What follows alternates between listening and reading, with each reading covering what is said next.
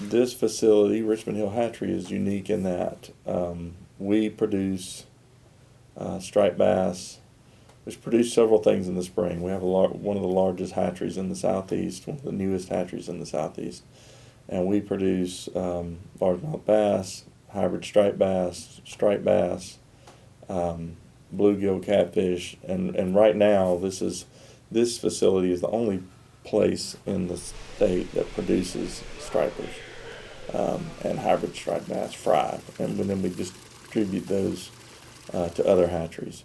So that's what we're doing now is our annual fry production. We make about, rough numbers, about 6 million reciprocal hybrids, which is a white bass female crossed with a striped bass male.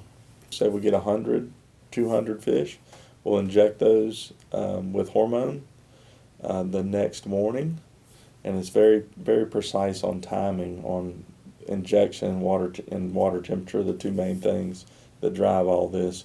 But we inject them at a time such that we can come back the next day. It takes about 24 to 30 hours for the hormone to act on those females.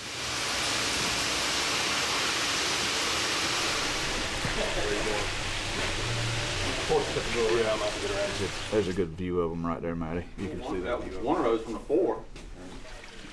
And we come in and we start checking through the batch of fish that were injected, and we start getting, it's a bell curve. You get a few, and then you come back 3 hours later, you run through them again. And so as we get these and they're ripe, we'll carefully dry the fish off, put the eggs in a bowl. Same thing with the male. We'll weigh the eggs, and then we'll add the sperm, and then at that point we'll add water, and that activates the sperm and causes fertilization process to happen. And then those eggs are poured into McDonald's jars, where there's a certain concentration of tannic acid solution in that jar. And from that point, they roll in McDonald's jars for a couple days, and then they hatch, and they swim up and out of that jar into the aquarium. And from there, we'll keep them for about 5 or 6 days, and then we stock them in these ponds that you see all around us. We're basically providing a fishery in all of the reservoirs in Georgia that would not be there but for our stocking them. They don't naturally reproduce in most of these systems. There's a few that they do, but you have to have a certain stretch of river and the right habitat for them to successfully spawn. Most of these reservoirs that you see, there's no natural recruitment. So it's just a put and take.